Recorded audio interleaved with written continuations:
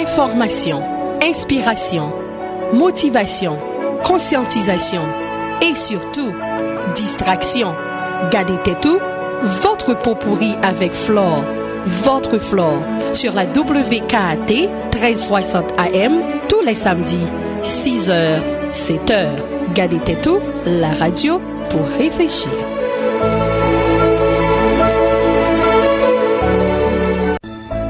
I'm Dr. Flore Lindor La Tortue. I'm a professional business consultant and a radio host. Our services range from advertising, marketing, hosting, and event planning. Call me right now, 786-521-7321.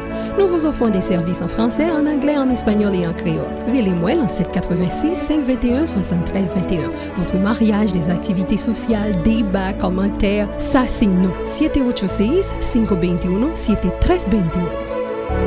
Bonsoir téléspectateurs, bienvenue à une nouvelle sortie de Radio TV avec Dr. Flore. Généralement, Radio TV, c'est innovation ça, côté tendez à quoi fait un seul. Généralement, nous la radio, mais là nous pas la radio, c'est soit nous fait trottoir économique, côté nous côté pour les produits et les services de la communauté, ou du moins nous faisons une édition spéciale, même genre à ça ou à jeudi. Moi, je suis Dr. Flore Lindor La Tortue. Si c'est la première fois pour l'émission ça, chita, relax, relais aux amis, dis que l'émission Payoan, Radio TV, va commencer. Merci pour voir qui a parlé, tout ça non moins va casser, vous aurez moins qui attendez. Yo frère qui besoin parler, le problème yo vle voter. Merci pour moun qui pas jugé, bon moi l'amour là yo croisé, toujours vini pour yon bravo. Là l'homme perdit adresse, moi l'envant yo a plié. Un jour moi ri, un jour m'crier, bon ça la vie m'a déployé. Qu'y'a raison pour m'dapplayer, mais plutôt m'compter tout ça m'gagner. Des fois m'bite m'décrire, mais l'homme tombe toujours levé. Sous des pieds moi qui pote, moi côté tout sous yo a coulé. Bienvenue à Radio TV avec Dr. Flore. Jeudi, nous avons une émission tout à fait spéciale. Une émission plutôt historique, mais quel que soit l'heure pour elle, la gain valeur. Quel que soit jour pour elle, la gain valeur. Jeudi, nous avons rencontré dans le salon Lacaille lui-même une grande personnalité de communauté, Carl Fonbron.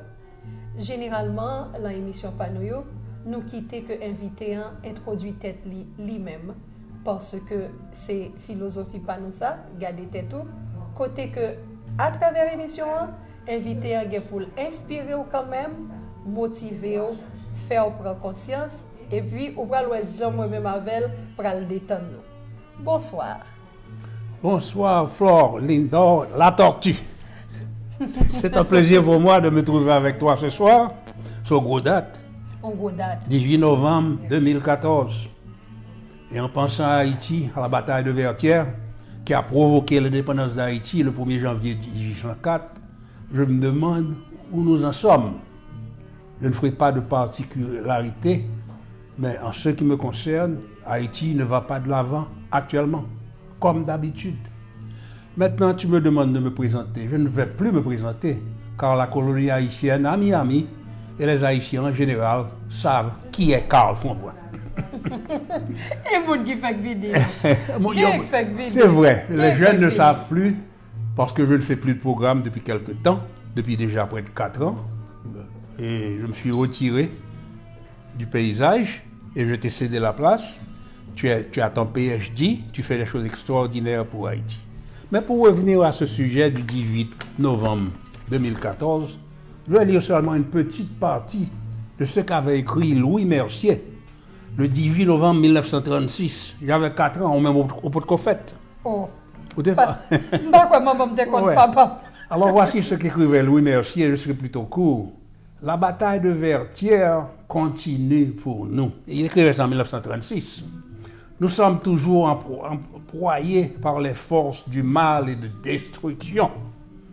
tous les préjugés imbéciles et funestes ne sont pas encore morts dans nos cœurs et nous portons toujours une âme coloniale. C'est tellement vrai. Écoutez, M. Péquet, nous ne comprenons pas quel rôle sublime nous avons joué dans le monde. Nos paysans, dans des huttes semblables à celles que les colons bâtissaient autrefois pour leurs esclaves. Ils continuent à y vivre. Les paysans s'habillent comme ils le faisaient à la triste époque coloniale. Nous n'avons pas effacé toutes les traces de l'esclavage. La grande majorité vit encore dans l'ignorance, la misère, l'abjection. Et cette constatation ne soulève pas notre indignation. Je vais continuer parce qu'il développe tout le sujet d'Haïti. Et moi, personnellement, ce qui m'attriste énormément, c'est que je vois avec le temps, nous perdons complètement contact avec nos racines. Il n'est jamais trop tard, on dit qu'un pays ne meurt pas. La preuve, tu es là présente. Je me demande si tes enfants pourront continuer ce que tu as commencé. Parce que c'est de génération en génération que cela doit continuer. Mais si les générations qui viennent s'adaptent 100% à la culture américaine, à la culture étrangère, eh bien ils perdent tout ce qu'ils ont comme haïtiens. Et la première chose, c'est la langue. Un haïtien qui ne parle pas créole n'est pas un haïtien pour moi. Encore moins s'il ne parle pas le français. Mais il faut dire surtout le créole, car le créole est la grande majorité des masses qui le parlent. J'ai aussi deux ou trois petites choses là que j'ai reçues qui sont très intéressantes. Ça, c'est très bien. Vertière, ce mot si suave et charmant rappelle le bon vieux temps. Pour nous, les fils d'esclaves, libérés enfin de nos entraves. Tous assimilés à des épaves, se révélant tellement braves, des conditions inhumaines, ils auront brisé les chaînes. Mais 200 ans après, nous voilà comme à rabais, un peuple très malheureux, indigne de nos chers aïeux. Liberté, égalité, fraternité, ce à quoi nous avions juré, nous l'avons si vite oublié que nous payons nos ratés. Sommes-nous si détestables, alors à ce point capables de nous montrer honorables face à ce contexte déplorable? Et si nous étions à Vertière, en quête de nouveaux repères, nous ferions comme nos aïeux, braves et farouches comme eux. Alors chantons tous bien haut, en avant, grenadiers à l'assaut. Enfin, prenons-nous par la main pour reconnaître notre destin. Serge Moïse qui a écrit cela. C'est beau. Alors je ne vais pas prendre tout le temps, cher ami, c'est ton programme, continue. Aujourd'hui, vous êtes nos invités à cette entrevue tout à fait spéciale avec Carl Fonboin, où en première partie, nous sommes en train de réfléchir sur la bataille de Vertière.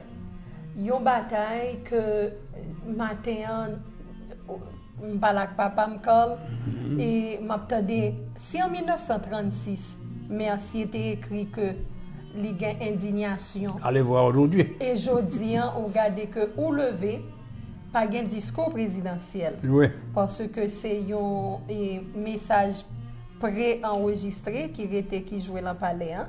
Parce que il y a une manifestation. Opposition et pas conciliant. Président pas réussi même utiliser mot négociation.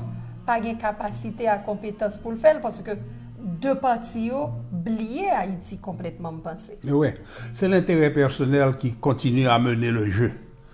De 1804 à 1806, Haïti était vraiment indépendante.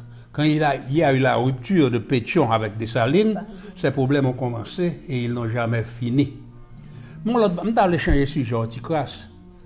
Ouais, aux États-Unis, moi-même personnellement, je ne suis pas républicain, je ne suis pas démocrate, je suis indépendant, mais j'ai des tendances démocratiques. Pour la simple raison. Pourquoi? Je vais rapidement. Franklin Delano Roosevelt, c'est lui qui nous a donné la sécurité sociale et que je touche aujourd'hui, tu vois. Maintenant, Harry Truman, qui l'a remplacé après sa mort, Harry Truman, c'est lui qui a retiré le préjugé de couleur dans l'armée américaine. Il a complètement. Il avait été critiqué pour ça. C'était en 1948. Bon, après Truman, tu as eu, sautons un peu, tu as eu, parlons de Kennedy, c'est grâce à Kennedy que tu as vu que les droits civils se sont vraiment émancipés aux États-Unis. Et après Kennedy, tu as eu Lyndon B. Johnson qui vraiment voulait sauver ce pays, les États-Unis, de la pauvreté. Malheureusement, avec la guerre du Vietnam, il n'a pas pu continuer son chemin. Et finalement, nous avons abouti avec Barack Obama. Quelles que soient les fautes de Barack Obama, j'aurais toujours voulu une profonde affection. Pour la simple et bonne raison, premièrement, qu'il a été le premier noir à être élu aux États-Unis comme président de la République. Il a une belle personnalité, une belle culture. Mais les problèmes sont tellement immenses que c'est difficile vraiment pour lui de les résoudre. Et actuellement, nous sommes dans un délicat cas, étant donné que les républicains sont en charge de la Chambre des députés avec 250 membres et au Sénat avec 6 ou 7 membres. Alors vraiment, c'est une situation triste pour nous, Haïtiens, car nous comptons beaucoup sur les démocrates pour nous aider à résoudre nos problèmes, soit aux États-Unis, soit en Haïti. Je ne parle trop. Non, mais c'est ça, c'est toujours un compte moi-même avant. C'est quoi ça, oui. Ou c'était 5 personnes de l'histoire américaine, c'était 5 personnes dans le leadership haïtien qui modèle comme ça pour vous. Qui vous a fait que je dis que bataille de Vertières, tu as au moins bon sens. C'est une très belle question. Tu sais, c'est ce qui est triste. Il n'y a pas de leadership. Et le peu de leadership que nous avons eu, comme en 1946 avec Estimé, et tu sais, toute ma famille, nous étions anti-Estimé, mais il faut reconnaître que Estimé était un progressiste. Il nous a donné l'exposition, et ensuite c'est grâce à lui que le pays a été inspiré. Mais il n'a pas été remplacé par d'autres leaders qui pourraient continuer la route, bien que Magloire avait continué les travaux tracés par Estimé depuis l'exposition. Il faut noter aussi que le mandat d'Estimé a été l'un des plus courts aussi dans notre pays. Oui, alors là, il avait tort parce qu'il voulait se faire réélire. Et le Sénat, inclus mon père, inclus le sénateur Desjoie, inclus Émile Saint-Lô, ils étaient 13, ils ont voté contre la réélection d'Estimé, c'était contre la Constitution. Alors là, il a perdu son contrôle et il a été renversé par Paul Magloire, qui est devenu président. C'est ça. Maintenant, je ne veux pas aller plus loin parce que j'ai laissé en Haïti. Haïti, à la chute de Magloire, nous avons eu ce François Duvalier, vraiment, qui pour moi, c'était une calamité. Maintenant, son fils et Baby Doc n'étaient pas préparés pour être président de la République. Mais il faut dire ce qui est vrai. Il avait des tendances démocratiques.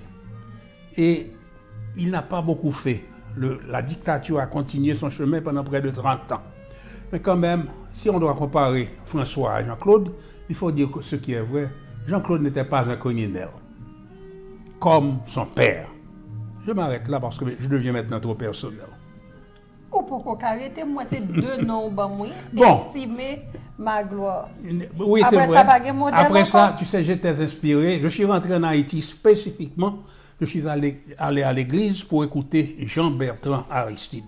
Dans quelle année? Et justement, c'était à la chute de Magloire. Non, pas Magloire, c'est Aristide. Oui, à la chute de... À la chute de Magloire, pardon. Oh, je m'excuse, tu as raison. Tu as parlé mal. À la chute de Jean-Claude, j'étais invité à aller en Haïti avec un ami. Il m'a amené à l'église, je crois, Saint-Jean-Bosco. C'est ça. Où Aristide faisait un discours. Et j'ai été vraiment impressionné par lui. Et j'ai pris dans le pèlerin comme tout le monde. Ah, bienvenue à l'équipe. Oui, nous étions vraiment... Il y avait quelque chose de positif avec Aristide. Il nous a tous déçus. Maintenant, la page est tournée. Alors, ça veut dire que nous avons 25 toujours, non? Nous sommes estimés à Magloire. C'est très difficile. Très difficile. Maintenant, tu peux parler de certaines personnalités en Haïti qui ont brillé, comme Firmin. Oubliez des noms, monsieur. Anténor Firmin. Il y a eu plusieurs autres. Il y a eu des personnalités qui ont fait beaucoup de bon travail pour Haïti. Oui. Mais il n'y a jamais eu un esprit de corps que tout le monde a mis ensemble pour le pays. C'est tout le monde a mis ensemble pour petit groupe payo. Et c'est ce qui continue avec l'ami. Bon, maintenant, chaque fin d'année en Haïti, il y a une grève et avec tous les gouvernements. Pourquoi c'est toujours la fin d'année que l'opposition choisit pour enlever l'amour ou du moins la paix dans le cœur des enfants. Moi, je n'entends pas. Tu as plus d'étoiles. Bon, pourquoi cette période? Eh bien, c'est aussi historique, tu sais, parce que n'oublie pas qu'on a pris notre indépendance le 1er janvier 1804. Alors, toujours gourmet en fin d'année? Fin d'année, toujours bien, et puis, toujours gourmet le carnaval. Ouais. J'ai vécu ça pendant des années en Haïti. Chaque fois carnaval a fini. Année a commencé gourmet. Oui. Mais qu'on y a, le problème est beaucoup plus compliqué, étant donné que nous avons 10 millions de compatriotes dans une petite île qui ne peut pas se permettre de bien nourrir 3 millions. Ouais. Alors, comment va-t-on résoudre ce problème? Ouais, la faim. C'est très compliqué. Par exemple, le banditisme, c'est la faim. Parce que mon nom, il n'y a pas qu'à gérer le ventre et le bas-ventre, pas gagner que ou qu'à reprocher que les gado qui passé et puis pour et ce qui a de plus triste, c'est que Haïti a occupé la République dominicaine pendant 21 ans sous Boyer. 21 ans, occupation haïtienne qui a été lugubre pour les Dominicains. Ils ne nous ont jamais pardonné. Maintenant, quand ils fêtent leur indépendance, ouvertement, ils la fêtent contre Haïti. Et aujourd'hui, la République dominicaine est en plein développement.